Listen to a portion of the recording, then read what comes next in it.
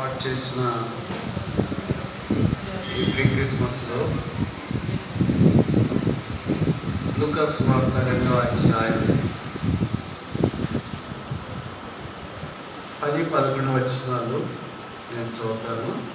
Bible ఉన్నవాళ్ళు చూడవచ్చు, లేని వాళ్ళు ఆలకించాలని మనవి చేస్తున్నాను. Gospel according to doctor Luke chapter 2 verse 10 and verse 11.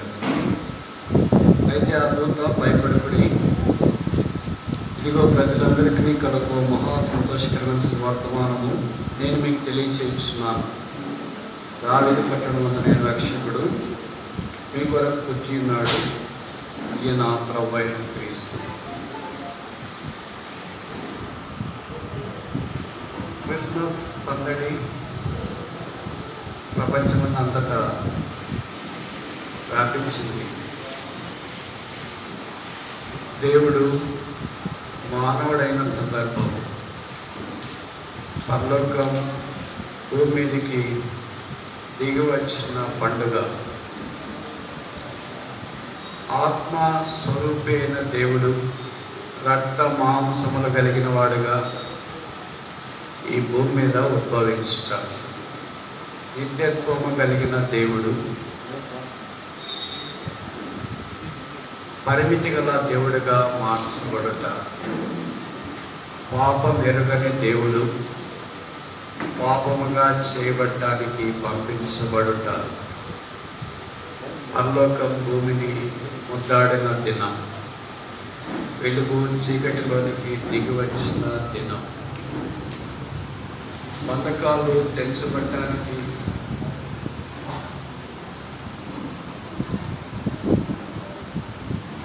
దేవుడు ఉద్దేశించిన దినం.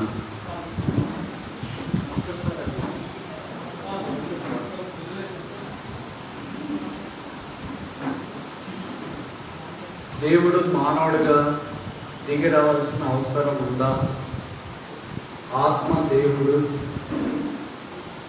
రక్తమాంసము కలిగిన దేవుడిగా రావాల్సిన ఆవశ్యకత ఉందా?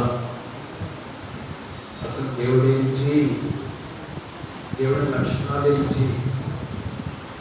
కొన్ని ప్రాథమిక ప్రశ్నలు మనందరి మనస్సులో మెదలుట సహజమే.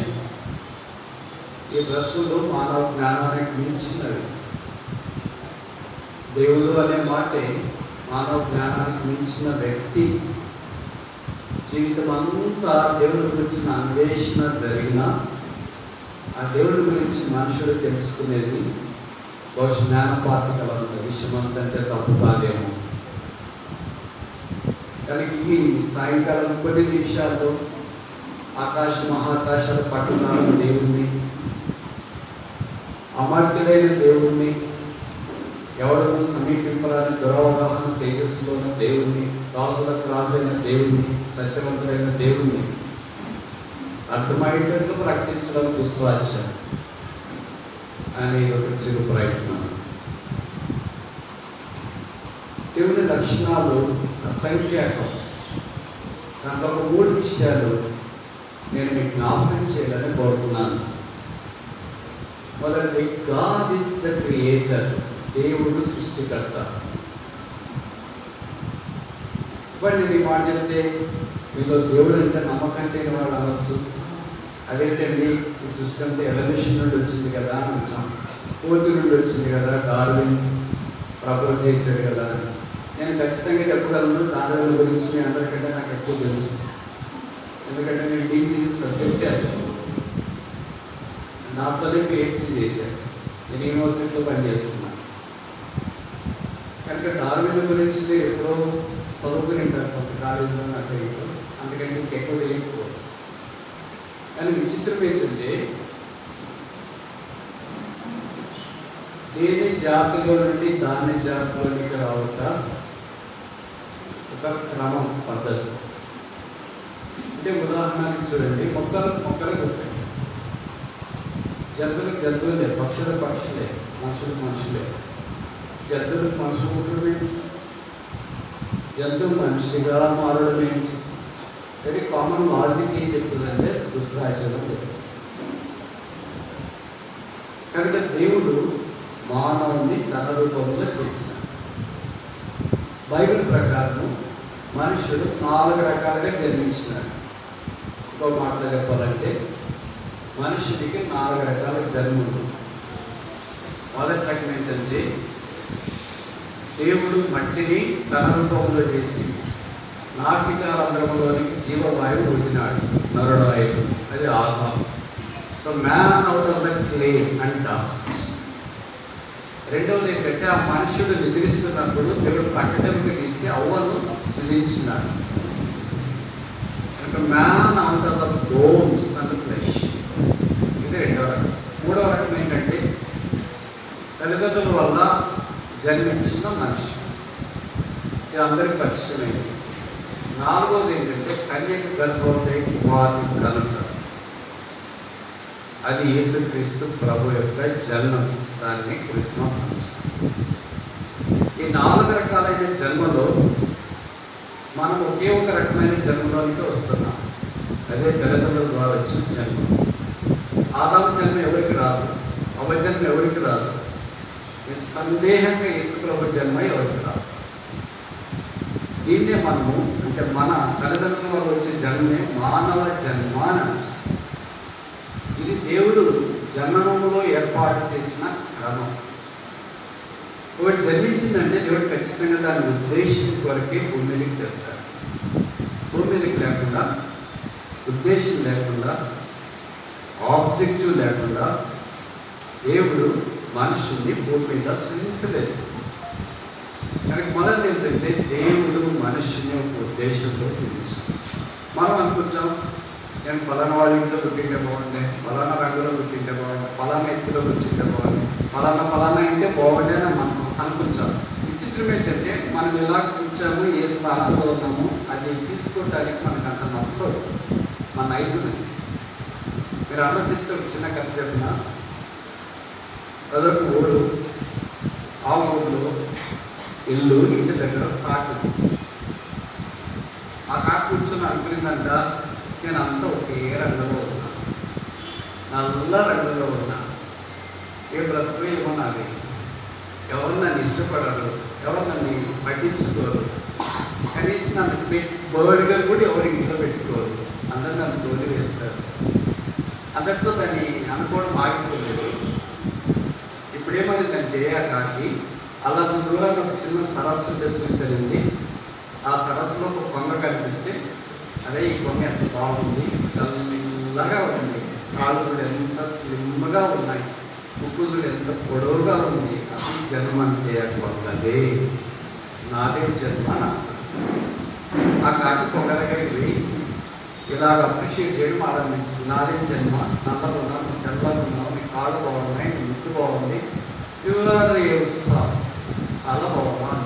అప్పుడు కొంగండి, నాదే జన్మ. ఇదిగో పక్కన ఒక చెట్టు మీద చిలుక ఉంది కదా, ఆ చిలుకకి ఎన్ని రంగులు, నీకు ఒకే రంగే, నాకు ఒకే రంగే. కానీ చిలుకకైతే ముక్కు దగ్గర ఒక రంగు, తల దగ్గర ఒక రంగు, దేహం ఒక రంగు, కాళ్ళ దగ్గర ఒక రంగు. వీటన్నిటికీ మించి ఏ పంటైనా మొట్టమొదటి చిలుక టచ్ చేస్తేనే మిగతా వాళ్ళు టచ్ చేయాలి, ఇంకెవరు టచ్ చేయడానికి లేదు. That is first touch. అన్ని రంగుల కాంబినేషన్ ఎంత బాగుంది అని అనుకున్నాను. కానీ ఇప్పుడు కాకి కొంగ రెండు కలిసి చిలక దగ్గరికి వెళ్ళాను. చిలుక రెండు అసలు నాదే జన్మ, పక్కనుండి చూడకపోతే దాని జన్మ అంటే జన్మ అని ముగ్గురు కలిసి దాని దగ్గరికి వెళ్ళారు. దాని పేరే మయూరము. తెలుగు చాలా మందికి రాకపోవచ్చు ఏమని. అప్పుడు ఈ 3 కలిసి నేను ఎవరితో అసలు జన్మ అంటే నీదే, చూస్తే ఎంత బాగుంది, ఎంత రంగులు. ఒక్కసారి పురి విప్పితే ఇంకంటే ఫ్లాట్ ఎట్లాంటోళ్ళైనా సెల్ఫీలు, కెమెరాలు చెప్పనని కానీ పిల్లలు అయితే ఈగలు తీసుకొని పెట్టుకుంటారు. కాకి నా ఈగలు ఎవరైనా తీసుకొని పెట్టుకుంటారు, పావులు ఈగలు ఎవరైనా తీసుకుంటారా? మేము పిల్లలు చదివేటప్పుడు ఆ నెమలి ఈగల పుస్తకాలు పెట్టుకోవడం ఒక పెద్ద హైలైట్. ఎవరి దగ్గరంటే వాళ్ళ దగ్గర స్నేహం చేసేవాళ్ళం. నీ దగ్గర నెమలి ఈగ ఉంది కదా, మాకు తీరా, మాకు తీరా, మాకు తీరా. ఇప్పుడు అన్ని కలిసి అక్కడికి పోతే అప్పుడు నెమలి చెప్పిందంటే అసలు నాదే జన్మ, జన్మ అంటే మీదే, చిలుక నిర్మించింది ఎవరికి ఉంది, కొంగ నిర్మించింది ఎవరికి ఉంది, కాకి నిర్మించింది ఎవరికి. అరే మేమంతా నీ జన్మ బాగుంది అనుకుంటే నువ్వేంటి రివర్స్లో మాట్లాడుతున్నావు అంటే అప్పుడు నేను చెప్పిందంట, నాదే ఉంది, నన్ను ఒక జూలో పెట్టి బంధించేసావు, కేజీలో పెట్టారు, నాకేం ఫ్రీడమ్ లేదు. కాకి నీకు ఎంత ఫ్రీడమ్ ఉందో తెలుసా? ఇంట్లో పోతే ఇంటికి పోతావు, ఇంటికి పోతే ఇంటికి పోతే ఇంటికి పోతే ఇంటికి పోతావు, అక్కడికి ఎక్కడ నీకు ఇష్టమైన దగ్గరికి నువ్వు వెళ్తావు, నీకు ఇష్టమైన తింటావు, నీకు ఇష్టమైన దగ్గర ఉంటావు. What a lovely freedom you enjoy. అలాగే కొంగ అనిందంటే నీకు కూడా ఎంత ఫ్రీడమ్ ఉంది. ఈ చెరువు కాకపోతే ఇంకో చెరువు కాకపోతే ఆ చెరువు కాకపోతే ఇంకో కొనంటే ఈ చేప కాకపోతే ఆ చేప తింటావు, ఏది తెలిస్తే అది తింటావు.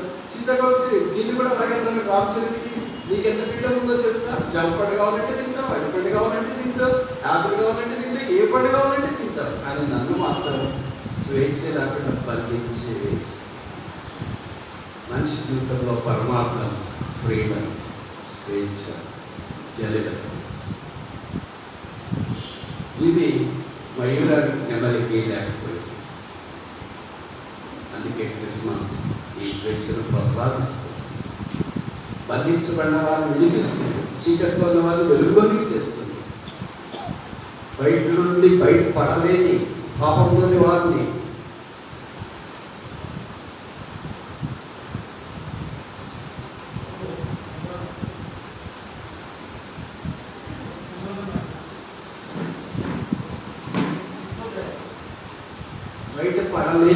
బయటికి తీసుకొని వస్తుంది.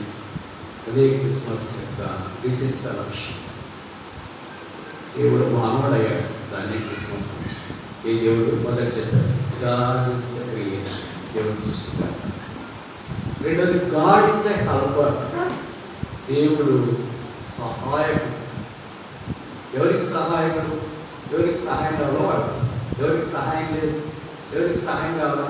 నాకు సహాయం అవసరం లేదనే వాడు ఎవరైనా ఉంటారు? అర్థం లేదా? ఎవరు ఉండరు. ఈ లోకంలో సహాయం చేస్తామనే వాళ్ళు చాలామంది ఉంటారు. మీరు అక్కడ రైల్వే స్టేషన్ దగ్గర, బస్ స్టాండ్ దగ్గర ఎవరైనా అక్కడ పనిచేసే వాళ్ళు ఉంటే ఇక్కడ ఏం బాధపడదండి, మామూలుగా సరిగదు. ఒక టేబుల్ వేసి బోర్డు పెట్టింటారు, మే హెల్ప్ యూ అని. మనం ఎవరైనా సాయం చేస్తారు, అక్కడికి వెళ్తే అక్కడ ఎవరు ఉండరు, బోర్డు తప్ప. దట్ ఈస్ హ్యూమన్ హెల్ప్, అది మానవ సహాయం. దేవుడు అక్కడ బోర్డు పెట్టాడు, మే హెల్ప్ యూ అని. దేవుడు ఏం చెప్తారంటే, I am here to help you, నేను సహాయం చేయడానికి సిద్ధంగా ఉన్నా. సహాయం అన్ని రకాల వ్యక్తులకు అవసరం. నాకు సహాయం అవసరం లేదు అనేవాడు ఉంటే సమాజం అవసరం లేదు. The very fundamental principal of the existence of the society is to help one another. సమాజం ఈ దినం ఉండటానికి ఉండవలసిన విశిష్టత ఏంటంటే ఒకరికొకరు సహాయం చేసుకోవటానికే. ఒకరికొకరు సహాయం చేసుకునే అవసరం లేకపోతే there is no meaning in the existence of the society. అంతేకాదంటారా? మీరు బహుశా ఎలక్ట్రిసిటీ ఎంప్లాయీస్ అంటే మీ సహాయం వేరే వారికి అవసరం, అలాగే వేరే వారి సహాయం మీకు కూడా అవసరం. నాకు పలానా వాళ్ళ సహాయం లేదా, ఒక్క సహాయం వద్దని చెప్పొచ్చు, ఇద్దరు వద్దని చెప్పొచ్చు, కానీ సమాజం in broader sense you cannot reject by help of the broad spectrum of the society. ఇప్పుడు నేను చెప్తా ఒక ఉదాహరణ, అప్పుడు మీరు చెప్పండి, మీకు వాళ్ళ సహాయం అవసరమా కాదు. అదొక అందమైన దేశం పేరు అమెరికా. ధనానికి, ఐశ్వర్యానికి, జీవితానికి వచ్చింది. అది కళల ప్రపంచం, రంగుల హరవిల్లు. అక్కడికి నేను వెళ్ళను అని ఈ మనిషి భవిష్యత్తు మీద పుట్టిన వాళ్ళు అనుకోవచ్చు. అది ఫిబ్రవరి 11వ తారీఖు 1947 సంవత్సరం. పేద తల్లిదండ్రులకు ఒక మాంసపు ముద్ద జన్మించి కొన్ని రోజులు పెంచినారు. ఆ దినాల్లో ఒక్కొక్కడికి మినిమం 1/2 డజన్ పిల్లలు ఉండేవాడు, సగం డజన్ 600. ఇంకా అందరికి కామనే, ఓకే 600 ఏంటంటే ఎడవాడు వచ్చినా మామూలుగా ఒకేవాడికి ఏం ప్రాధాన్యత, ఎడవాడు కూడా అంతే ప్రాధాన్యత. అలా రోజులు గడుస్తున్నాయి. ఒక పిల్లవాడు పెరిగి పెద్దయ్యాడు. 5వ తరగతి స్కూల్కి తీసుకెళ్ళారు. స్కూల్లో చేర్పించిన తర్వాత కొంతకాలం టీచర్ దాన్ని బాగా చూశారు. ఆ తర్వాత వారు, ఆ స్కూల్ టీచర్స్, ఆ పిల్లవాళ్ళలో కవర్, సీల్ కవర్లో ఉత్తరం రాసి పంపించారు ఇంటికి వెళ్ళడానికి. మా నాన్నగారు వేరే పని మీద ఉన్నాడు, ఇంట్లో అమ్మ ఉంది. వచ్చి ఆ ఉత్తరం ఇచ్చినారు. అమ్మ ఉత్తలో చదువుకునింది. ఆ పిల్లవాడికి తెలియకుండా లోపలికి చాలా ఏడ్చింది. వచ్చింది పిల్లవాడి దగ్గర కూర్చుంది, మమ్మీ ఏంటి ఉత్తరం రాసినారు అని అంటే, అప్పుడు ఆ పిల్లవాడికి వాడు అమ్మ ఏం చెప్పిందో తెలిసిన, నీకు ఈ స్కూలు వద్దంట. ఎందుకు వద్దంట? నేను డల్ స్టూడెంట్గా ఫెయిల్ అయ్యానా, ఉపయోగం లేదా? ఎందుకు వద్దంట ఈ స్కూల్ అంటే, ఆ స్కూల్లో నీ స్టాండర్డ్కి తగినట్టు చెప్పే టీచర్స్ ఎవరు లేరు. ఆ స్కూల్లో నీ మైండ్ సెట్కి తగినంత హైగా చెప్పేవాళ్ళు ఎవరు లేరంట. అందుకే నీకు స్కూల్కి వద్దని చెప్పారు. రేపటి నుండి నువ్వు ఇంట్లోనే ఉండి చదువు. ఇది అక్షరానుసారంగా ఆ పిల్లడు నిజమే అనుకొని సంతోషంగా స్కూల్ మానేసినాం కదా, ఇంకేముంది చాలా సరదాగా వచ్చింది. కానీ నిజంగా ఉత్తరం ఏముందంటే, మీ పిల్లవాడి యొక్క చిలిపిసేషన్ స్కూల్ భరించలేకపోతుంది. Is the dullest of all the dull students present in the class. It doesn't deserve to be schooling. చదువుకోవటానికి ఆ పిల్లవాడి యోగ్యుడు కాడు. వారిని మేము బాగు చేయలేము.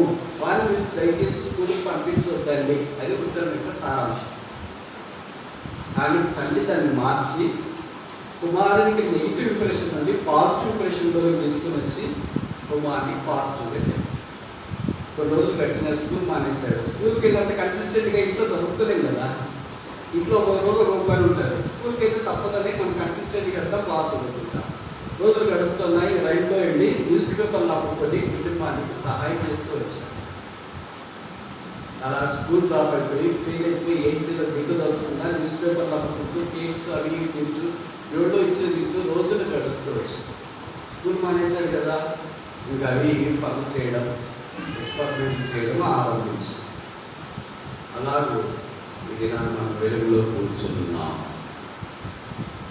ఇప్పటికి అర్థమైంది.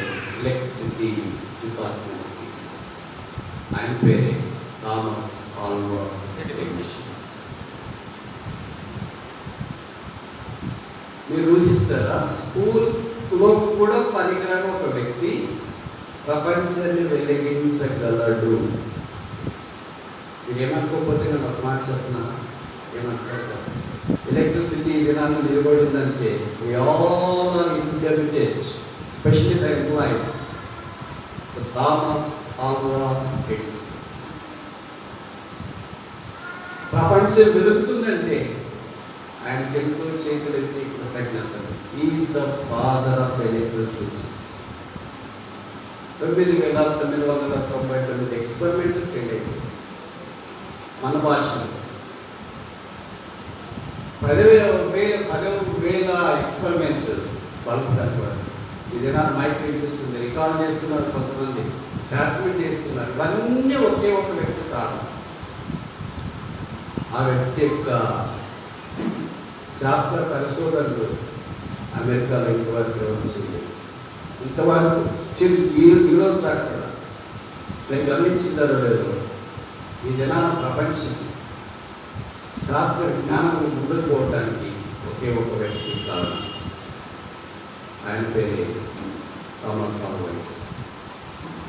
ఆయన బల్బు కనుక్కోవడం, ఎలక్ట్రిక్ మ్యాగ్నెటిక్ సంబంధించి, రికార్డింగ్ సంబంధించి, గ్రామ్ఫోన్ సంబంధించి ఒకటి కాదు. ఆ తర్వాత కంపెనీ స్టార్ట్ చేయడం, దాని తర్వాత రకరకాల మార్పులు జరగడం. ఇప్పటికీ ఆయన ద్వారా వచ్చిన కంపెనీ మీద కొంతమంది తెలిసిందే, GE. అది వరల్డ్ రినౌండ్ కంపెనీ. ఇప్పుడు నేను ఒక ప్రశ్న అడుగుతాను సార్, ఒక్క వ్యక్తికి దేవుడు బల్బు కనుక్కోవటానికి చేసిన సహాయం ఇప్పుడు సహాయమా కాదు? దేవుడు నాకు ఏం సహాయం చేసినాడు అని అంటారు కదా. వివరించుకోండి. కరెంట్ ఒక 5 నిమిషాల బట్టి ఎలా పెట్టుకుంటారు? 5 నిమిషాల బట్టి ఎలా పెట్టుకుంటారు? వరదలు వచ్చినప్పుడు, ఏదైనా ఇబ్బందులు వచ్చినప్పుడు. అసలు పవర్ లేని ఒక ప్రపంచాన్ని ఊహించండి. Can anybody imagine a world without electricity? It goes beyond our mind. మన మైండ్ బ్లాక్ అయిపోతే పవర్ లేకపోవడం ఎలా ఊహించుకుంటాం? లిఫ్ట్ కావాలన్నా పవర్ ఉంది, లిఫ్ట్ ఆపరేట్ చేయాలన్నా పవర్. ఇప్పుడు మరీ ఎక్కువ మొబైల్ ఫోన్స్ వచ్చేసాయి, ల్యాప్టాప్స్ వచ్చేసాయి, తర్వాత ఇవన్నీ చేసి పవర్ లేకుండా ఎలా ఊహించుకోలేదు. దేవుడు ఒక మనిషికి సహాయం చేస్తే, నేను మీకు చెప్పాలనుకున్న విషయం ఇది, దేవుడు ఒక్క మనిషికి సహాయం చేస్తే that help will be from generations to the generations, from countless unlimited people. That is the help of God. అర్థమైందనుకుంటా. మనం ఎవరికైనా సహాయం చేయాలనుకుంటే ఎవరో వెయ్యి అడిగితే సరే 1000 తీసుకుంటాం. దట్ ఈస్ అవర్ సహాయం.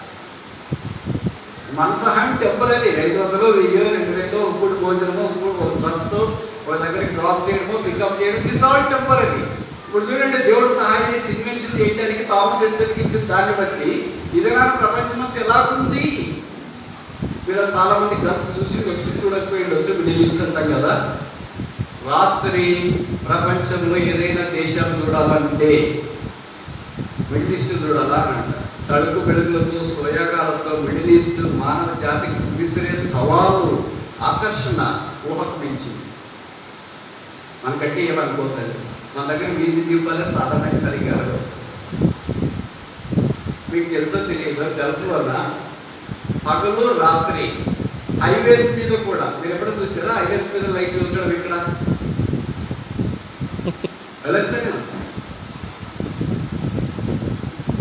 That is the god's help for human society. ఒకటే చెప్పాను, ఇంకా చాలా ఉన్నాయి కదా, సమయ అందుబాటులో బట్టి నాకు ఇలా దేవుని సహాయము నాకు అవసరం లేదు అనుకునేవాడు మీరు పవర్ వాడుకోకుండా ఉండొచ్చు. అలా దానికి పోతే నీటి సంగతి ఏంటి, గాలి సంగతి ఏంటి, భూమి సంగతి ఏంటి? ఇక దేవుని సహాయం లేకుంటే ఎలాగ మనిషి ముందుకు వెళ్ళగలడు? ఇక రెండో విషయం ఏంటంటే గాడ్ ఈస్ ది హెల్పర్.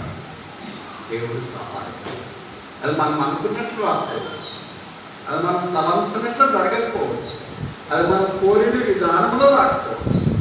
మన ఆలోచనలు ఎలా ఉంటాయంటే దగ్గర ఉంటాయి. కానీ దేవుడు మనుషుల విషయమే కలిగిన ఆలోచనలు ఎలా ఉంటాయంటే ఆకాశం భూమికి ఎంత ఎత్తులో ఉందో అంత ఎత్తులో ఉంటుంది. మనకు అర్థం కాదు. మన జీవితం వస్తే సారీ కదా జరిగిపోతుంది అనుకుంటారు. కానీ దేవుడు చాలా దూరంగా మన విషయమే ప్లాన్ చేస్తున్నారు. That's God.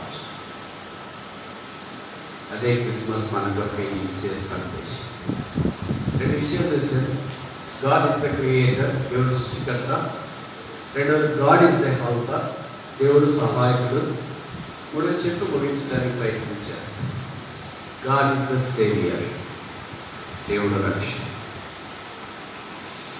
ఈ రెండించి వదిలేసొచ్చుగా, వదిలేస్తే ఎక్కడ పోతాం మనుషులు?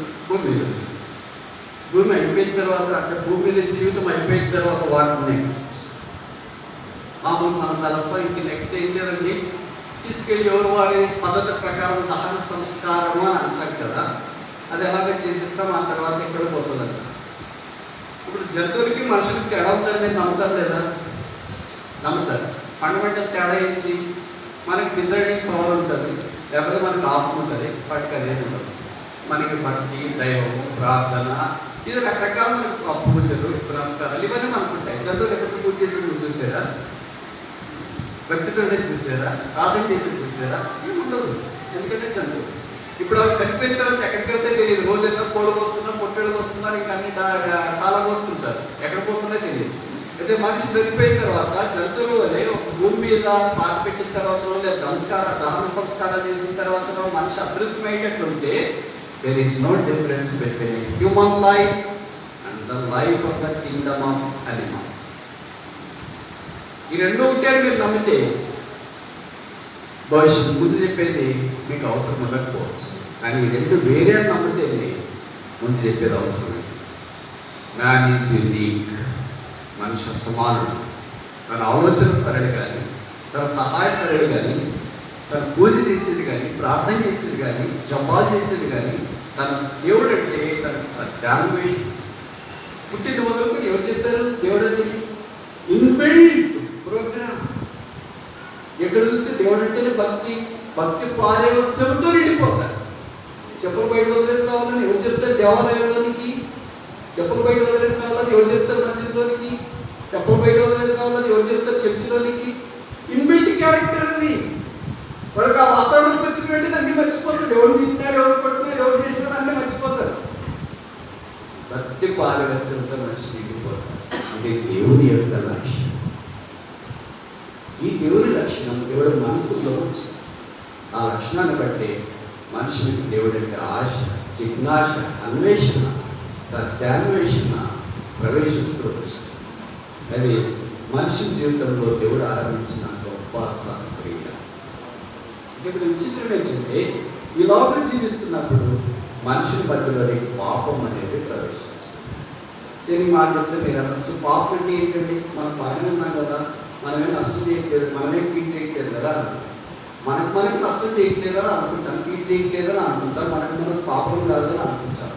కానీ బైబిల్లో రాయబడింది, నీతిమంతుడు లేడు, ఒక్కడైనను లేడు, అందరూ పాపం చేసి. బైబిల్లో రాయబడింది, పాప సహితులలో నుండి పాప రహితుడు పుట్టినడు అర్థం వేడు అనే క్రిస్మస్. పాప సహితుల్లో నుండి పాప సహితుడే పుట్టాడు, కానీ పాప రహితుడు పుట్టడం అనేది క్రిస్మస్. పాప సహితుల్లో నుండి పాప రహితుడు పుట్టడమే క్రిస్మస్ సందేశం. మనిషికి ఎప్పుడు ఎలా ఉంటుందంటే ఇన్బిల్ట్గా ఎవరేం చెప్పరు అబద్ధాలు చెప్పమని, ఎవరేం చెప్పరు కీడ్ చేయమని, ఎవరేం చెప్పరు మోసం చేయమని, ఎవరేం చెప్పరు అసలు చేయమని, ఎవరేం చెప్పరు ఇలా ప్రవర్తించండి అలా ప్రవర్తించండి అని. అది ఎలా వచ్చేస్తుంది అంతే. చిన్నపిల్లలు కొట్టుకుంటారు, ఎవరు చెప్తారు వాళ్ళకి ఎక్కడ కొట్టాలా మీ అక్కని, ఎక్కడ కొట్టాలా మీ తమ్ముడిని అని ఎక్కడ కోచింగ్ క్లాస్ ఉన్నాయా? అమ్మగారు చెప్పారా, నాన్నగారు చెప్పారా, బంధువులు చెప్పారా, ఏం చెప్పారు? లేదు, ఒక చాక్లెట్ ఇస్తూ వాళ్ళు చాక్లెట్ లేకపోతే కొట్టుకుంటారు. ఒక బెదర్ కావాలంటే మిగతా వాళ్ళతో బెదర్కి వస్తారు, ఒక కేక్ కావాలంటే మిగతా వాళ్ళతో కేక్ వస్తుంది. ఎలా వచ్చింది క్యారెక్టర్? నిన్నే పాపము. ఇది రకరకాలుగా మేనిఫెస్ట్ అవుతూ ఉంటారు. ఒకసారి ఒక ఆయన అనుకున్నాడంట, నాకేమి చెడ్డ విషయాలే, చెడ్డ ఆలోచనలే, చెడ్డ అలవాట్లే లేవు, నాకు అన్నీ బాగున్నాయి అనుకుని వెళ్తా ఉంటే సాయం తరువు అయిందా అలాంటి ఒక డాక్టర్ బోర్డు పెట్టాడు. డాక్టర్ పేరు చెప్పను, ఒక బోర్డు పెట్టాడు, ఏమని, మీకు ఎటువంటి రోగానికైనా చికిత్స గ్యారెంటీ, కన్సల్టేషన్ ఫీజు 500 రూపాయలు, బాగా కాకపోతే 2000 రూపాయలు ఇస్తారు. చూసి వెంటనే అత్యాసంలో ఉంటారు కదా, ఆలోచించిన 500 రూపాయలు కట్టేసి ఎలా మన రోగం బాగాలేదు కనుక 2000 రూపాయలు ఇస్తే మంచిది కదా అనుకుని ఒక వ్యక్తి డాక్టర్ దగ్గరికి వెళ్ళారు. అప్పుడు డాక్టర్ గారు అడిగారు, ఏంటి అని సమస్య? డాక్టర్ గారు, ఈ మధ్యలో ఏమోనండి, నాకు ఏం తిన్నా రుచి అనిపించట్లేదు, నాకంతా రుచిపోయిందండి. అప్పుడు డాక్టర్ గారు అన్నారంట, అక్కడ నర్సు కాంపౌండ్ ఉంటే, సిస్టర్ వ్యాపకాయ తీసుకురండి. తీసుకొని వచ్చి నోట్లో వేసినట్టు, అయ్యో డాక్టర్ గారు చేయదండి, భరించలేకపోతున్నాను అన్నాడు. అప్పుడు డాక్టర్ అన్నాడంట, ఈ రోగానికి వెలుగుడు వచ్చేసింది, నువ్వు చేయదన్నావు కనుక ఈ నాలుక పరీక్ష చేస్తుంది. 2000 రూపాయలు ఇచ్చావా? ఇచ్చేసారా? సరే, బయటకు వచ్చిన 5,000 తప్పులు అయిపోయాను. నేను 500 ఇచ్చేసి 2000 తీసుకోవాలని నేను ట్రై చేస్తే ఇలాగ నన్ను ఫోన్ చేసి పంపించేది ఏంటి అని బయటకు వచ్చాను. వచ్చి ఒక వారం రోజులు ఆలోచించిన తర్వాత ఇంకొక ఆలోచన వచ్చింది. ఈరోజు ఖచ్చితంగా నేను డాక్టర్ ఓడిస్తాను, పోయినసారి 500, ఈ 500 రెండు కలిపి 2000 ట్రై చేస్తా అని వచ్చేసాను. ఇప్పుడు డాక్టర్ గారి దగ్గరికి వచ్చి డాక్టర్ అన్నాడు, ఏంటంటే మీకు ప్రాబ్లం అని. డాక్టర్ విషయం గుర్తుపట్టలేమైంది. అందుకనే ఆయన ఏం చెప్పాడంటే, నా శివుడు సరిగా వినపడట్లేదండి అని. సరిగా వినపడట్లేదా? అయితే డాక్టర్ గారు ఏమన్నాడంటే, అదే నర్సు చూసి, అమ్మ రాత్రి తీసుకున్న చెవుల్లో పోస్తాము అని అన్నాడు. ఈ వ్యక్తి అన్నాడంటే, అయ్యో వేపనాన్ని పోసేస్తున్నారా, నా చెవులు పాడైపోతే ఏంటి అని అన్నాడు. డాక్టర్ గారు అన్నా, అయితే నీ చెవులు కూడా బాగా పనిచేస్తున్నాయి, 500 రూపాయలు కన్సల్టేషన్ ఇచ్చేసి వచ్చావా? ఇచ్చేసి వచ్చానండి. నేను అనుకున్నాను, నేను ఓడిపోయానే, ఇంట్లో కూడా ఇలా అయిపోయాను, నష్టపోయాను, బయటకు వెళ్ళాను. ఇంకొకసారి ఏమనుకున్నానంటే, నేను ఖచ్చితంగా ఈసారి డాక్టర్ను ఓడించి, నేను ఇప్పటికే 500 రెండుసార్లు వెళ్ళాను, 1000 రూపాయలు అయిపోయినాయి, ఇంకా మూడోసారి వెళ్తున్నాను, 1500 అయిపోతాయి. ఆయన రోగం బాగాకపోతే 2000 రూపాయలు ఇస్తాను గ్యారెంటీ బయట ఓడి పెట్టాడు. కానీ ఎలాగో నాకు మొదటి 2 రోగాలు మాత్రం ఆయన గుర్తుపట్టేశాడు, ఇప్పుడు మాత్రము ఖచ్చితంగా ఆయన గుర్తుపట్టలేడు అని వచ్చేసాడు. వచ్చి కూర్చున్నాడు, నన్ను అర్థాలు రెబ్బలు నాకు గ్లాసు పెట్టుకొని వచ్చి, ఏంటండి మీ సమస్య అంటే, నాకు కడగదండి డాక్టర్ గారు అలాగా కూర్చోండి అన్నమాట. కూర్చోండి అన్న తర్వాత డాక్టర్ గారు నాకు కళ కనపడట్లేదు, ఏం ట్రీట్మెంట్ ఇస్తారంటే, ఏం ట్రీట్మెంట్ లేదండి, ఇదిగో మీరు ఇచ్చిన 500 రూపాయలు మీకే ఇచ్చేస్తున్నాను తీసుకోండి అని అన్నారు.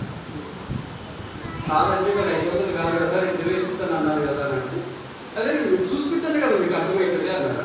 అప్పుడు ఆయన పేపర్ విలాసం తీసుకొని చూసుకొని 100 రూపాయలు ఉంటుంది సార్ ఇది అన్నాడు. డాక్టర్ గారు చెప్పారు మీకు అన్ని బాగా కట్ చేస్తున్నాను, మీరు వెళ్ళొచ్చు. 500 రూపాయలు కట్టేశారా? ఎలా తిట్టిన వాళ్ళు ట్రై చేయాలనుకుంటాము, అలాగే మన వీక్నెస్ బయటకి అనే సందర్భాలు వస్తూ ఉంటాయి. ఈయనే బయట చెప్తుంది పాపము. అందుకే నేను పిల్లప్పుడు గవర్నమెంట్ కాలేజ్లో చదువుతాను. స్కూల్స్ కూడా గవర్నమెంట్, పిహెచ్సి దాకా కూడా గవర్నమెంట్ దాంట్లో చదివాను. ప్రైవేట్ కార్పొరేట్ కల్చర్ అప్పుడు లేదు, ఉన్నా చదువుకునేంత స్తోమత లేదు. అందుకే వాటి బడుల్లో ఇటు గోడ మీద అక్కడ రాసి దాంట్లో ఒకటి ఏంటంటే చెడు పప్పుల అది ఎప్పటికీ గుర్తుండిపోయింది. ఏదో చదివి అలవాటుగా వచ్చింది. ఎవరిగా తెలియదు మా స్కూల్లో దాని అర్థము. కానీ డ్రాయింగ్ టీచర్ చాలా దగ్గరగా ఉండేవాడు, మిగతా వాళ్ళతో దూరం కొట్టేటట్టు ఉండేవాడు. ఆయన మాత్రం చాలా దగ్గర కూడా తెలియదు. సార్ ఏంటి నేను అటువంటి ఏం లేదు, వేరే వాళ్ళ నోట్బుక్ తీసుకుంటే నీవు 2 నోట్బుక్లు పోతాయి, వేరే వాళ్ళ పెన్సిల్ తీసుకుంటే నీ పెన్సిల్ పోతుంది, పెన్ తీసుకుంటే నీ పెన్ కూడా పోతుంది. కనుక ఎవరు తీసుకోవద్దు, నీ పనులతో ఉంటుంది, నీకు అవసరమైతే వాళ్ళని అడిగి తీసుకో, రబ్బర్ కానీ పెన్సిల్ కానీ పెన్ కానీ. కానీ సమాజం ఇప్పుడు ఏం చేస్తుందంటే వీలైనంత దాకా అవుట్ బికేమ్ తెచ్చుకోవాలి. రాత్రి నేను కానుంటుంది కాబట్టి ఉద్యోగం చేస్తాయి కదా, నెలకు జీతం తీసుకుని టీఏలు వస్తాయి కదా. కనుక ఎలాగ కాకూడదో అలా చేయడానికి ప్రయత్నం చేస్తాం. మనిషి ధనాశ పెరిగిపోయింది, మానవ సంబంధాలు కరిగిపోయింది, ధనం పెరిగిపోయింది. కడుపును పుట్టిన వాడు ఏ తల్లి యొక్క స్తన్యపానాలు చేసిన అన్నదమ్ములు ఆస్తుల కొరకు పోట్లాడుతున్నారు. ఒకే ఇంట్లో నుండి వచ్చిన అక్కజనులు ఆస్తుల కొరకు పోట్లాడుతున్నారు. ఇవన్నీ పరిష్కారం ఎలాగైతే ఇది పాపమే, ఇది కాదు. అందుకని వీళ్ళ కొంతమందికి తెలుసు, ముఖ్యంగా ఈ కరోనా దినాల్లో మానవ సంబంధాలు పూర్తిగా అడగంటుపోయాయి. ఇంతకుముందు ఎవరికైనా బాగలేదంటే వెంటనే స్పందించేవాళ్ళు, స్పందించాలంటే ఆలోచిస్తున్నాం వెళ్ళాలా. ఇంతకుముందు ఎవరైనా హాస్పిటల్లో ఉన్నారంటే పరగొప్పరు మనమే కాదు, వేరే సార్ రండి సార్ చూసిస్తాం, రండి సార్ బాగలేదంటే వాడికి అని తీసుకెళ్ళేవాళ్ళు. ఇప్పుడు తీసుకెళ్ళాలంటే కష్టం. ఇంతకుముందు ఒకళ్ళే దారం వెళ్తూ ఉంటే లిఫ్ట్ అడిగితే ఆఫీ మీరు ఎక్కడికి వెళ్ళారండి అని వాళ్ళు దిగబెట్టి వచ్చేవాళ్ళం. ఇప్పుడు లిఫ్ట్ అడుగుతూ ఉన్నా కూడా చూడనట్టు వెళ్ళిపోతున్నారు. ఏంటంటే లిఫ్ట్ ఎక్కించుకోవట్లేదు, లేదా వాళ్ళకి లిఫ్ట్ ఇస్తుందంటే ఎవరు నమ్ముతామండి, నేను ఎవరు ఎట్లుంటారో ఏమో మనం జాగ్రత్తగా చేసాము. బస్సులో ఎక్కామనుకోండి, ఎవరో పొరపాటు తగ్గారనుకోండి, వెంటనే మనం ఏం చేస్తాం, శానిటైజర్ చూసుకోవడము అలా ఏదో మన ప్రయత్నాలు అలా చేస్తూనే ఉంటాం. సో అండి, మీరు గమనించినారు లేదో, మానవ సృష్టిలో జంతువు సృష్టి చాలా భిన్నమైనది. దీంట్లో చాలా రకాలు ఉన్నాయి. ఇప్పుడు నేను అనే జ్వాలే చెప్పను. దాంట్లో ఒకటి ఏంటంటే వైరస్. ఈ వైరస్ ప్రపంచంలో 33,000 ఉన్నాయి. 33,000 వైరస్.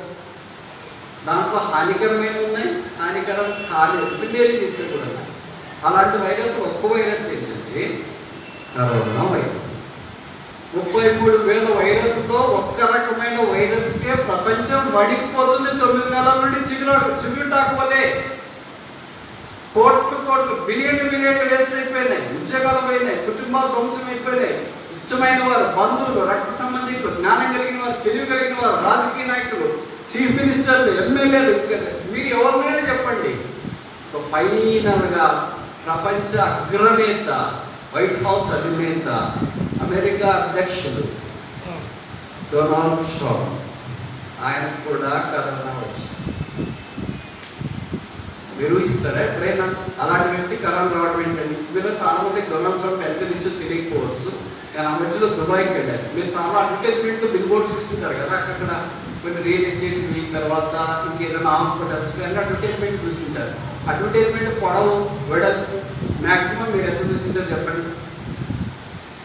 10x10 అంటే 10 మీటర్లు ఇంటూ 10 మీటర్లు అనుకుంటారు. పెద్ద పొలిటికల్ లీడర్ వస్తే కొద్ది పెద్దగా పెట్టారు. నేను దుబాయ్లో ఆయన ట్రంప్ టవర్స్ అని ఒక బిల్డింగ్ కడతా ఉంటే దాని అడ్వర్టైజ్మెంట్ చూస్తే 1 కిలోమీటర్ పొడవు ఒక ఫలాంగా వెళ్ళాలి. అడ్వర్టైజ్మెంట్ ఇది బిల్ బోర్డు, మన ఫ్లెక్సీ అంటాం కదా, ఇట్లాంటిది.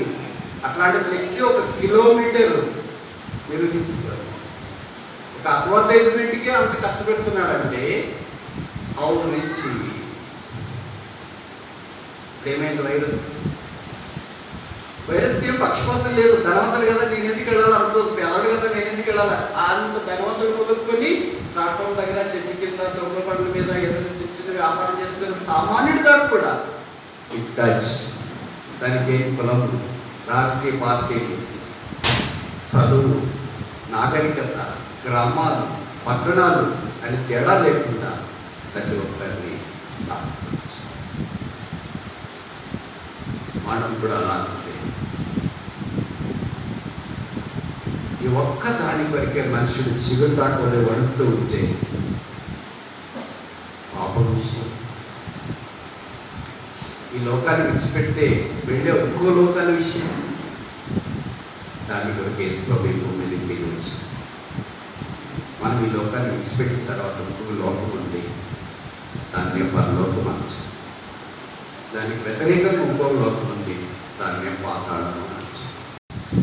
యేసుప్రభు మానవుడిగా ఈ భూమికి దిగి వచ్చి మానవుడిగా జీవించి మానవుడిగా ఉండటానికి మనుష్యుడు ఎలా ఉండాలో చూపించి శిలువ మీదకి వెళ్ళాడు. ఆయన తల మీద ముళ్ళ క్రీచి, ఆయన తలే పాపం చేయలేదు. ఆయన ముఖమంతా ఉమ్మి, ఆయన ముఖం ఎవరిని దూషించలేదు. ఆయన చేతుల్లో మేకులు, ఆయన చేతుల్లో ఎవరిని కీడు చేయలేదు. ఆయన ప్రక్కలో పల్లెకపోవచ్చు, ఆయన కాళ్ళలో మేకులు. శిలువ మీద వేలాడేయబడి రక్తము కాల్చి చనిపోయి సమాధి చేయబడి 3వ దినాన్ని తిరిగి లేచి పరలోక స్థలంలో ఆశ్రయం. This is the complete message of the Christmas.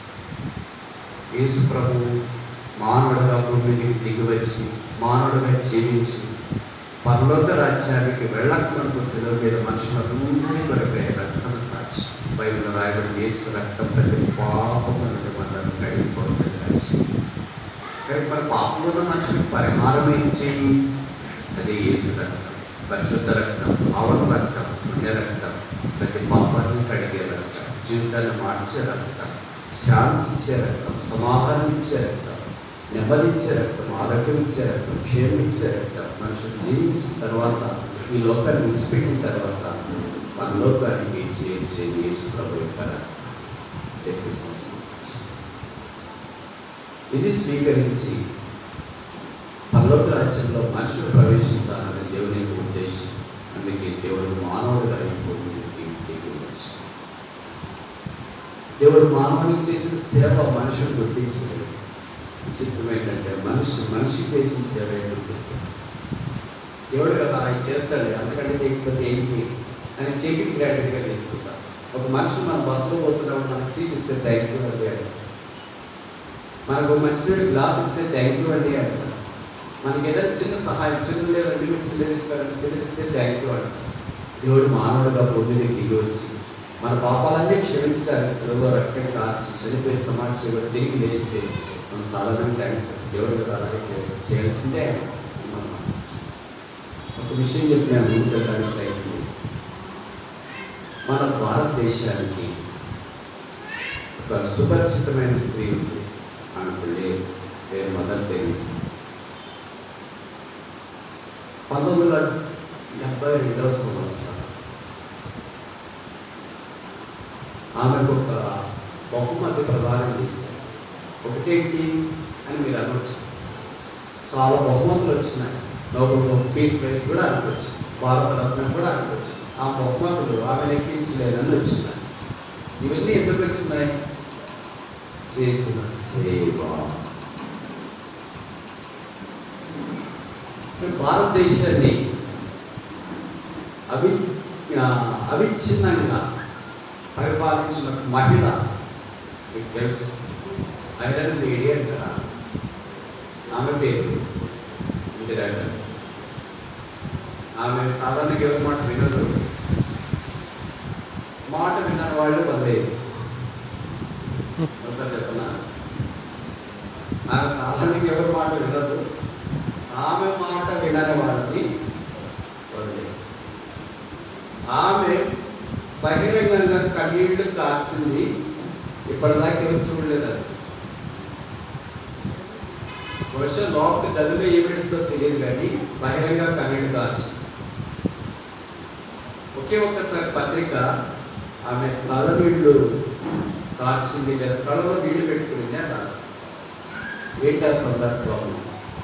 చనిపోయాడా, ఓడిపోయినప్పుడా, జైల్లో వేసినప్పుడా, సీటు రానప్పుడా? ఆ సందర్భమే నేను చెప్పాను. అదే 1975 నుంచి మదర్ తెరెసాను ఆహ్వానించి మన భారతదేశంలో నోబెల్ ప్రైజ్ దీనికైన సమానమైన ప్రైజ్ ఏంటంటే నెహ్రూ ప్రైజ్, లేదా నెహ్రూ అవార్డు. ఇప్పటికి కూడా అంటే భారతరత్న అనేది గవర్నమెంట్ ప్రతిపాదించింది. ఆ ప్రైజ్ ఇచ్చేటప్పుడు ఆమె చేసిన సేవల గురించి మొట్టమొదటి పక్కన వాళ్ళు డిస్క్రిప్షన్ ఇస్తారు. పలానా సేవ చేశారు, పలానా సేవ చేశారు, పలానా సేవ చేశారు, పలానా సేవ చేశారు. అలాగంతా చదివిన తర్వాత ఇప్పుడు మదర్ తెరెసా గారిని స్టేజ్ దగ్గరికి వచ్చి ఆ బహుమానం స్వీకరించాలని కోరుతున్నాం అని చెప్పారు. అప్పుడు ఇందిరాగాంధీ కుర్చీలో లేచి ఆమె దగ్గరకు వస్తుంటే ఈమె కూడా ఆమె కంటే ఎక్కువగా ముందుకెళ్ళి అడుగు వేసి ఆ అవార్డు ఇస్తూ ఆమె కళ్ళలో చూస్తూ ఏడవన్నారు. ప్రధానమంత్రి ఉన్న దినాల్లో ప్రజలకు ఆమె కన్నీడు గార్చింది ఒకే ఒక సందర్భం. సేవ కఠిన హృదయం కూడా కన్నీటి హృదయంగా మార్చగలరు. కండగట్టిన హృదయాలను కూడా ద్రవీకరించగలరు సేవ. అదే ఈశ్వరు భూమి మీద మానవులుగా చేసి అలాగ చేసి ఈ లోకాన్ని ఆయన విడిచిపెట్టి 19వ రాజ్యంలో ప్రవేశించారు. క్రిస్మస్ సందేశం పాపం నుండి విడిపించబడి, చీకటి నుండి తప్పించబడి, బంధకాలను తొలగించబడి, చెరల నుండి విడిపించబడి స్వేచ్ఛ జీవులుగా మనం అంతా ఏమనుకుంటామంటే, నేను మొదట చెప్పాను కదా, అందరూ నెమ్మది వలే ఉండాలని, కేసులాగా బంధించబడిన జీవితం. మనిషిని దినాన్ని బంధించింది అదే, దాని పేరే పాపం. ఆ బంధకాలు విడిపించి కొరకై దేవుడు పరలోకం నుండి మానవుడిగా దిగి వచ్చి ఆయన శిలువలో బంధించబడ్డాడు. ఇప్పుడు మనకు విడుదల కలిగించేసి ఆ విడుదల క్రిస్మస్ ఇచ్చే సందేశం. ఇంకా బంధించబడిన వారు ఉంటే విడుదల దేవుడు ఉచితంగా ఇస్తుంది. ఇంకా చీకట్లో ఉన్న వారు ఉంటే దేవుడు ఉచితంగా వెలుగు ప్రసాదిస్తున్నాడు. ఒక మనిషి ద్వారా ప్రపంచానికి ఇంత వెలుగు కలిగితే దేవుడి ద్వారా ప్రపంచంలో ఉన్న మానవ హృదయాలకు ఇంకెంత వెలుగు కలుగుతుంది. అందుకే తూర్పు దిక్కున ఆ నక్షత్రమును చూసి వారు అక్షరాంత పడుతున్నాయి అని అడిగినవాడు. ఈ సాయంకాలం ఈ రాత్రి ఆ క్రిస్మస్ సందేశం యొక్క సారం, యేసు ప్రభు నిన్ను ప్రేమించిన, నీ కొరకే మానవుడికి వచ్చిన, ఎవరి కొరకు కాదు, నీ కొరకే, నీకు సంతోషం ఇవ్వడానికి, సమాధానం ఇవ్వడానికి, నెమ్మది ఇవ్వడానికి, నీ సమస్యను పరిష్కరించడానికి, నేను బాగు చేయడానికి, నీ రోగం కుదుర్చడానికి, నిన్ను చక్క చేయడానికి, నీ జీవితాన్ని మార్చడానికి, లోకంలో ఉన్నంతకాలం నీకు సహాయం చేసి పరలోకానికి వెళ్ళిన తర్వాత నిన్ను తనతో కూడా కూర్చుని పెట్టుకోవడం దేవునికి ఉద్దేశం. అదే యేసు లోకానికి దిగి వచ్చిన సందేశం. ఇలా గురించి జవాబు అలా ఊరు, ఆ ఊళ్ళో భార్య భర్తలు జీవిస్తున్నారు, చాలా అందంగా ఉన్నారు. వారు దేవుడు ప్రేమించి దాంపత్య జీవితాన్ని ఆశీర్వదించారు, కుమారుడు ఇచ్చిన. రోజులు గడిచినాయి, వాడు పెరిగి పెద్దవాడు అయ్యాడు. ఆ క్రమంలో నేను తండ్రి అకస్మాత్తుగా యాక్సిడెంట్ వచ్చింది. తల్లి అంటే భర్త చనిపోయాడని వారు చాలా తిరుగుతో నచ్చం పట్టింది. రోజులు అలాగే తెచ్చుకుంటూ తెలుగు కూడా వచ్చా అన్నారు, అమ్మా భర్త చనిపోయినాడని బాధపడుతున్నాం, తప్పేం కాదు, కానీ ఎంతకాలం మనసు పెడితే అలాగే ఉంటాం. భర్త రూపంలో ఉన్న కొడుకున్నాడు, కొడుకు కొరకు బతకాలి కదా, నీ కొరకు కాదు, భర్త రూపంలో ఉన్న కొడుకు కొరకు బతకాలి. కానీ వాడి కొరకు బతకాలంటే నువ్వు లేచి కూర్చోవాలా, నువ్వు లేచి సరిగా జీవించాలా, నువ్వు లేచి ముందుకెళ్ళాలా, నువ్వు లేచి అందిన కార్యక్రమాలు చేసుకోవటానికి కోరుకోవాలా అని ప్రోత్సహించింది. నాకు ఆమె చేత ఆమె క్రమేణా లేచి కుమారుడు అటెండ్ కావడం ఆరంభించింది.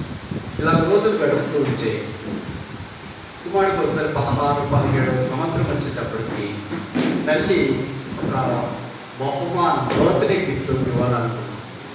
ఏమిస్తామా అని ఆలోచించి బహుశా చివరికి ఆలోచనలో ఒక చిన్న పెన్ను ఇస్తే బాగుంటుంది అనిపించి పెన్నించి 17 ఏళ్ళ కుమారుడికి పెన్ను పుట్టినరోజు బహుమతిగా తల్లిస్తే ఆ కుమారుడు అంటున్నాడు, ఏంటి మా 17వ సంవత్సరానికి పెన్నిస్తున్నావు ఏంటి? నేను ఏదో కారు ఇస్తావు అనుకున్నా, ఇది ఇస్తావు అనుకున్నా, బండి ఇస్తావు అనుకున్నా, ఏదో కీస్ తెచ్చిస్తావు అనుకున్నా, ఏంటి మా ఇది ఇచ్చినావు, పెన్ను ఇచ్చినావు ఏంటి, ఎవడో దారిలో పిల్లలు ఇచ్చినట్టు ఇచ్చినావు ఏంటి అని కుమార్ అంటా ఉంటే తెల్లన్నది 18వ సంవత్సరం వచ్చిన తర్వాత నీకు చెప్పలేని అపూర్వమైన బహుమానం ఇస్తాను. ఇప్పుడే ఇవ్వచ్చు కదా, ఇప్పుడు ఎందుకు 18వ సంవత్సరం ఇస్తావు అంటే 18 చాలా ఉంది అబ్బాయికి అయితే ఏమంటే లైసెన్స్కి లిమిట్ వస్తుంది, ఓటర్ కార్డు వస్తుంది కనుక 18 ఏళ్ళు అయిపోతే నువ్వు ఒక వ్యక్తిగా ఉంటావు కనుక నేను 18వ ఏట నీ బర్త్డేకి నువ్వు చెప్పలేదు ఊహించలేని గిఫ్ట్ ఇస్తాను. పిల్లలు అమ్మా అని చెప్పి 1 సంవత్సరం గ్యాప్ తీసుకుంటే వదిలేస్తారని మీరు అనుకుంటారా? అప్పుడే మాట్లాడడం ఆరంభించాడు. ఏమిస్తావు చెప్పమా, ఇప్పుడు నేను అసలు ఊహించుకోలేకపోతున్నా, ఏమిస్తావు చెప్పు, ఇల్లు ఇస్తావా, కారు ఇస్తావా, బంగారం ఇస్తావా, చదవా, ఏమిస్తావు ఇప్పుడు ప్లీజ్ ఊరికి చెప్పు అంతే, లీక్ చేయి, నువ్వే ఇప్పుడు ఇవ్వదులే, అప్పుడే 18th బర్త్డేకి ఇస్తుందిలే, నువ్వు ఇప్పుడు ఊరికి చెప్పు. ఇప్పుడు చెప్పను, ఎప్పుడు సస్పెన్సే కదా బర్త్డే గిఫ్ట్ అంటే, ఎలా చెప్తారా, చెప్పరా ప్లీజ్ మా ఒకసారి చెప్పమా, కనీసం రాయమ్మా, అక్కడ గుర్తుంటుంది దాన్ని చూసుకొని అక్కడ బతుకుతారు మా, ప్లీజ్ చెప్పమా. చెప్పను, birthday gift is always surprise, believe it or not. Mummy గట్టి మాట్లాడుతున్నా, ప్లీజ్ చెప్పమా. చెప్పను మమ్మీ, చెప్పనంటే ఇక చెప్పదు అని అంటున్నాడు పిల్లవాడు. రోజులు గడుస్తున్నాయి. మొదటి పిల్లవాడికి 17వ సంవత్సరం చివరికి వచ్చేటప్పటికి ఆరోగ్యం క్షీణించి రోగం వచ్చింది. ఏ రోగం లేదు, హాస్పిటల్కి తీసుకెళ్ళింది. అటు ఇటు చూస్తూనే ఉన్నాడు, సరే గుర్తుపట్టలేకపోతున్నాడు. బర్త్డే దగ్గరకు వచ్చింది, దాదాపు వారం 2 వారాలు లేదా ఒక నెల ఉండే సమయానికి వచ్చింది. 18th బర్త్డే మమ్మీ గిఫ్ట్ ఇస్తుంది అనుకుంటానే ఉన్నాడు, పడట్లేదు అన్నాడు. డాక్టర్ గారు చెప్పారు, ఈ పిల్లవాడు బతుకుతాడో నమ్మకం లేదు. ఏమైంది సమస్య అదే నుంచి చెప్పారు. కాబట్టి పిల్లవాడికి పెద్ద సమస్య ఉంది, ఆమె సమస్య నేను చేయాలంటే చాలా కష్టం. నేను ప్రయత్నం చేస్తాను, దానికి నేను సహాయం ఉండాలి, నేను ఎంత ప్రాణం కూడా ఇస్తాను, నా సహాయం కొరతే ఉంది. కథ కట్ చేస్తామా, కట్ చేసి వైపు వస్తే 17వ బర్త్డే వచ్చింది. ఆ పిల్లవాడు స్పృహలోకి వచ్చినాడు. 18వ బర్త్డే 18th బర్త్డే వచ్చిన తర్వాత వెంటనే పడకలో నుండి కడవేసి వచ్చాడు. అక్కడ నర్సులు కనిపించినారు. మనసులో నుండి నోట్లో నుండి బయటకు వచ్చిన మాట ఏంటంటే, వేర్ ఈజ్ మై గిఫ్ట్, నా బహుమానం ఎక్కడుంది, బర్త్డే గిఫ్ట్ ఎక్కడుంది నర్సులు అడుగుతున్నాను. మా మమ్మీని అడగండి, నాకు గిఫ్ట్ ఇస్తుందని చెప్పింది. మొట్టమొదటి నువ్వు ఆరోగ్యంగా హాస్పిటల్ నుండి డిశ్చార్జ్ అయితే అప్పుడు భవిష్యత్ గిఫ్ట్ సంగతి ఆలోచించు. ఇప్పుడు ఆరోగ్యం కుదుట పడేదాకా కొద్దిగా ఆందోళన చెందకుండా చింతించకుండా లేదు. నాకు కనీసం ఇప్పుడు చూపించాలా, బండి గీసలు చూపించాలా, కారు గీసలు చూపించాలా, ఇంటి పత్రాలను చూపించాలా, ఏదో బట్టలు ఏదో ఇప్పుడు నాకు చూపించాలా. చూపిస్తే కానీ నేను కోరుకోలేదు. ఇప్పుడు నాకు గిఫ్ట్ ఏమిచ్చిందో చూపించాలి. మమ్మీ ఎక్కడా, నర్సు చెప్తున్నారు, డాక్టర్ చెప్తున్నారు, వస్తుంది. ఎక్కడ వస్తుంది, ఇప్పుడు నాకు చూపిస్తావా? మమ్మీ నాన్న చూపించండి, గిఫ్ట్ అని చూపించారు. మమ్మీ నాన్న చూపించండి, గిఫ్ట్ అని చూపించారు. ఆ రెండు ఉంటే కదా చూపించడానికి. అందులో డాక్టర్ వచ్చి కవర్ గవర్నెన్స్ ఏముంది దీంట్లో, డబ్బులా, చెక్క, నాకు వద్దులే, నాకు ఇలాంటి డబ్బులు, ఇలాంటి చెక్లు, ఇలాంటి గిఫ్ట్లు ఎందుకు, 18th బర్త్డే నాకు చాలా మంచి గిఫ్ట్ ఇస్తారని. ఈ గిఫ్టే ఒకసారి చదువు. కవర్లో ఓపెన్ చేశాడు, చెక్కులు లేదు. ఆ కవర్ ఓపెన్ చేశాడు, డబ్బులు లేవు. ఆ కవర్ ఓపెన్ చేశాడు, కార్ కీస్ లేదు. కవర్ ఓపెన్ చేశాడు, ఇంటి పత్రాలు లేవు. కవర్ ఓపెన్ చేశాడు, ఒక ఉత్తరం తెల్ల పేపర్ మీద రాసింది. ఏంటా ఉత్తరం? ప్రేమైన నా కుమారునికి నిన్ను కన్న తల్లి వారి ఉత్తరం ఏమనగా, నీ 17వ సంవత్సరం బర్త్డే గిఫ్ట్ సందర్భాన నేను చిన్న పెన్ను ఇస్తే 18వ సంవత్సరం నాకు ఏమి ఇస్తావు, ఈ పెన్ను నాకు ఇప్పుడు అవసరమా అని నన్ను ప్రశ్నించిన, నీకు చెప్పలేని వరం ఇస్తానని చెప్పాను. నేను ఏ గిఫ్ట్ ఇచ్చినాను అది నేను నీకు చెప్పలేదు, కానీ దాంతో ఇప్పుడు నేను జీవిస్తున్నాను. ఇక నీ కన్నా తల్లిని చూడాలి, నా గిఫ్ట్ నా ప్రాణమే నీకు ఇచ్చేసాను, ఇట్లు ఈ పేమెంట్. ఏం అర్థం కాలేదు బాబుకి, ఏంటి ఇలా రాసింది?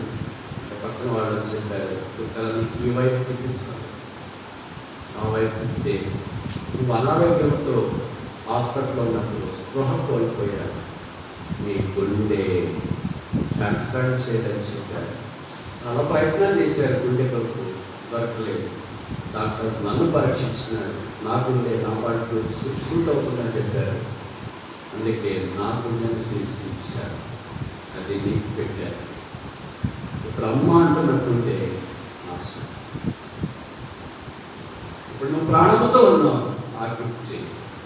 ఇప్పుడు చెప్పు, నా గుండె కంటే నీకు ఇంకేం ఎక్కువ గిఫ్ట్ ఇవ్వగలను? ఇప్పుడు చెప్పు, నా గుండె కంటే నీకేం ఎక్కువ గిఫ్ట్ ఇవ్వగలను? ఇప్పుడు చెప్పు, నా గుండె కంటే నీకేం గిఫ్ట్ ఎక్కువ ఇవ్వగలను? ఇట్లు ఈ తండ్రి. ఆ ఉత్తరం గుండెలు నిలబెట్టుకున్నాడు, ఏడవడం, కేకలు వేయడం, పెడబొబ్బులు పెట్టడం ఆలోచించి, మమ్మీ నేను నిన్ను నీ ప్రాణం ఇవ్వమని అడగలేదు గిఫ్ట్గా. ఏదో సైకిల్ ఇస్తావేమో, బండి ఇస్తావేమో, ఇల్లు ఇస్తావేమో, కారు ఇస్తావేమో, డబ్బులు ఇస్తావేమో అడిగాను. నా కొరకు నీ ప్రాణం ఇచ్చావా? ఎక్కడున్నావు తల్లి, ఎక్కడున్నావు మమ్మీ? లేదా నీవు గుండె ఇచ్చిన తర్వాత తల్లి ఎక్కడున్నది? కథ కట్ చేస్తే దేవుడు మనిషిని ప్రేమించినానంటానికి ఒక జీవుడు ఉదాహరణ. మనం కూడా పాపపు రోగశైలి మీద పడి ఉన్నప్పుడు దేవుడు ఏమిస్తాడు ఏమిస్తాడు ఏమిస్తాడు అని ఎదురు చూస్తున్నప్పుడు దేవుడు మానవుని కొరకై ఈ క్రిస్మస్ ఈవెంట్ ఇచ్చిన అది చెప్ప సత్యం కానీ దేవుని వరమైన యేసుక్రీస్తు ప్రభువు. ఆయన శిలువలో మన కొరకై రక్తం కార్చి ప్రాణం ఇచ్చి పరలోకానికి వెళ్ళాడు. What better gift you can expect from God other than laying down His life for all of us on the cross?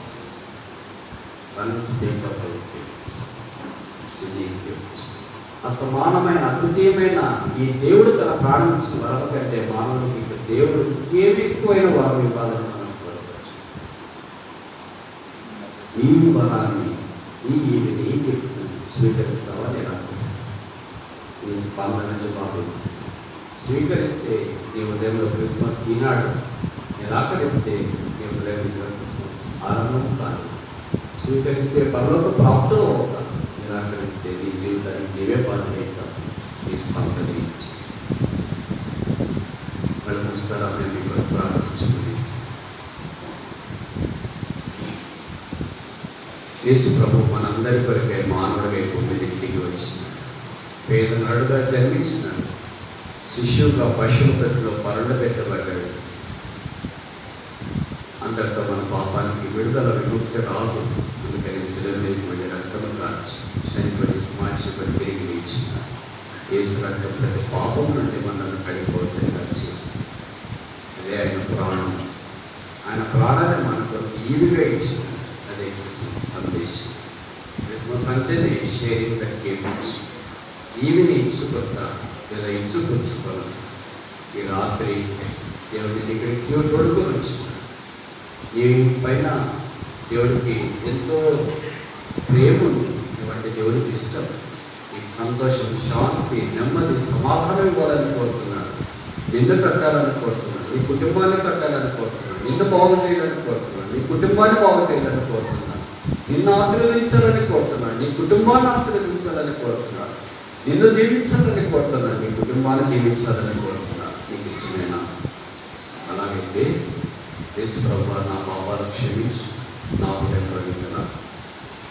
ఈ మాటలు నువ్వు చెప్పగలిగితే యేసు నీ పాపాలు క్షమించి నీ హృదయంలోకి వస్తాడు, నీ జీవితాన్ని మారుస్తాడు. లోకంలో ఉన్నంతకాలం నెమ్మది, సమాధానం, శాంతి, ధైర్యం, ప్రోత్సాహం, ఆదరణ నీవు పొందగలవు.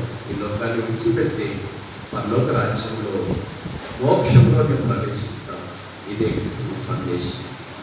యేసుని కావాలని కోరితే, ఈ ఆనందం నీకు కావాలని కోరితే, ఈ పాప క్షమాపణ కావాలని కోరితే, ఈ పరలోక రాజ్యం కావాలని కోరితే, ఈ ఆశీర్వాదం కావాలని కోరితే, ఈ దీవెన కావాలని ఇష్టపడితే ఈ మానవస్ నీకు అవసరమని కోరితే, భూమి మీద పరలోకాన్ని అనుభవించాలని ఇష్టపడితే, హృదయం శుద్ధీకరించబడాలని కోరితే, పాప క్షమాపణ మానవస్ పొందాలని కోరితే, చెప్పనసక్యమైన మహిమైక్యమైన సంతోషం నీది కావాలని కోరితే, నీ ద్వారా దేవునికి మహిమ రావాలని కోరితే, నీ పథకాలు పెంచబడాలని కోరితే, నీ చీకటి వెలుగుగా కావాలని కోరితే, నీ మార్గం మీద వెలుగు ప్రకాశించాలని కోరితే, నీ అరణ్యంలో త్రోవ కావాలని కోరితే, నీ ఇరుకు విశాలం కావాలని కోరితే, నీ వంకర మార్గం చక్కగా కావాలని కోరితే, యేసు ప్రభువే నీకు సరైన యేసు నీవు అంగీకరించు, జీవితం మార్చబడుతుంది. చాలా ప్రయత్నం చేసినా నీకు ఇష్టమైన ఈ రాత్రి ప్రయత్నించి నిజమవచ్చు. ఒకవేళ నీ మనసులో యేసు ప్రభువా నన్ను కూడా ఆశీర్వదించు అని ప్రార్థన చేసుకుంటే, మేము మీ కొరకు ప్రార్థన చేయడానికి వీలుగా మీ కుడి చేతిని తలపైగా కనబడేటట్టు చూపించండి. నేను మీ కొరకు ప్రార్థిస్తాను. మిగతా వాళ్ళ కళ్ళు మూసుకొని ఈ క్రిస్మస్ ఈవైన యేసు ప్రభు నాకు కూడా కావాలి, దయచేసి నా కొరకు ప్రార్థన చేయండి అని కోరేవారు ఎవరైనా ఉంటే, ఇష్టపూర్వకంగా మనస్పూర్వకంగా మీకు నచ్చితేనే మీ కుడి చేతిని తలపైగా కనబడేటట్టు చూపించండి. నేను మీ కొరకు ప్రార్థిస్తాను. ఎక్కడైనా ఉన్నారా? అమ్మా, దేవుడు మీ తీర్మానం అంగీకరించిన గాక. మీకు పేపర్ ఇచ్చిన తర్వాత మీకు చేయించి, మీకు పేపర్ ఇచ్చిన తర్వాత మీకు చేయించి. పేపర్ ఎందుకు ఇస్తున్నామంటే, మీ కొరకు ప్రార్థన చేయడానికి అనువుగా మీ పేరు రాసిస్తే తేలిక అవుతుంది ప్రార్థన చేయండి. మిగతా వాళ్ళు కళ్ళ మూసుకొని మీకు నచ్చితే మీ కుడి చేతిని తలపైగా కనబడేటట్టు ఎత్తువచ్చు. యేసు ప్రభువా నా హృదయంలోకి రా, యేసు ప్రభువా నా జీవితాన్ని మార్చు, యేసు నా పాపాలు క్షమించు, యేసు నన్ను పరలోక రాజ్యంలో చేర్చు, యేసు నా హృదయాన్ని కడుగు, యేసు నా జీవితాన్ని మార్చు, యేసు నన్ను జ్ఞాపకం చేసుకో. ఇలాంటి చిన్న ప్రార్థన, ఒక్క ప్రార్థన చేయగలిగితే, మేము మీకు ప్రార్థన చేయాలని మీకు ఆశ ఉంటేనే, ఇది బలవంతం కాదు, మీకు మనపూర్వకంగా మా కొరకు కూడా ప్రార్థన చేయడానికి కోరితే మీ కుడి చేతి తలకు పైగా కనబడేటట్టు ఎత్తి ఉంచని మేము మీ కొరకు ప్రార్థిస్తాం. ఇంకెవరైనా ఎక్కడైనా ఉన్నారా? వెనక, ముందు, పక్కన, బయట, టీవీ స్క్రీన్లో చూస్తున్న వారు ఎవరైనా, మీరు కాగితం తీసుకున్న వాళ్ళు అలా చేయొద్దు, కాగితం తీసుకున్న వాళ్ళు అలా చేయొద్దు. మీకు చేయించండి, మీకు చేయించండి. ఇంకెవరైనా ఎక్కడైనా ఉన్నారా? యేసు ప్రభువా నా హృదయంలో ఇక్కడ నా పాపాలు క్షమించు, నా జీవితాన్ని మార్చు, నాకు సమాధానం తెచ్చే, సంతోషం తెచ్చే, నన్ను ఆశీర్వదించు, నన్ను పరలోకానికి తీసుకుని వెళ్ళు అని ఎవరైనా కోరేవారంటే మేము మీ కొరకు ప్రార్థన చేయడానికి వీలుగా మీ కొరకు చెప్పి తలపైగా ఎత్తి ఉంచండి. ఇంకెవరైనా ఉన్నారా? చివరిసారి అడుగుతున్నాం, ఇంకెవరైనా ఉన్నారా? చూడండి, లోకంలో చాలా సంగతులు జరుగుతున్నాయి. 9 నెలల నుండి ప్రపంచం వణికిపోతుంది. అయినా దేవుడి అంటే కొంచెం దూరంగా ఉన్నావేమో, ఎప్పుడేం జరుగుతుందో తెలియదు, ఏ క్షణం ఏమైనా రావచ్చు. అది రాకమునిపే మనం తర్వాత మన జీవితమైన పరలోక రాజ్యానికి సిద్ధపడ్డాం. మన తక్షణ కర్తవ్యం యేసు ప్రభువును మీ హృదయంలోకి స్వీకరించడానికి తీర్మానం చేసుకుని ప్రార్థన సహాయం కోరిన మిమ్మల్ని యేసు ప్రభు నామమున అభినందిస్తున్నాం. దేవుడు మీ తీర్మానాన్ని ఆశీర్వదించి, మీ పాపాలను క్షమించి, మిమ్మల్ని ఆశీర్వదించి, సహాయం చేసి, భద్రపరిచి, కాపాడి, సంరక్షించి పరలోక రాజ్యంలో ప్రవేశపెట్టాలని మేము ప్రార్థిస్తాం. ఎవరైతే ఆయా పరిస్థితులను తీర్మానం చేసుకోలేదో వారి కొరకు కూడా మేము ప్రార్థిస్తాం. దేవుడు వారిని కూడా కడిగి పరిశుద్ధపరిచి ఆశీర్వదించి పరలోక రాజ్యం కొరకు సిద్ధపరచాలని ప్రార్థన. అలాగే కళ్ళు మూసుకుని ఉండండి, ప్రార్థన చేస్తాం.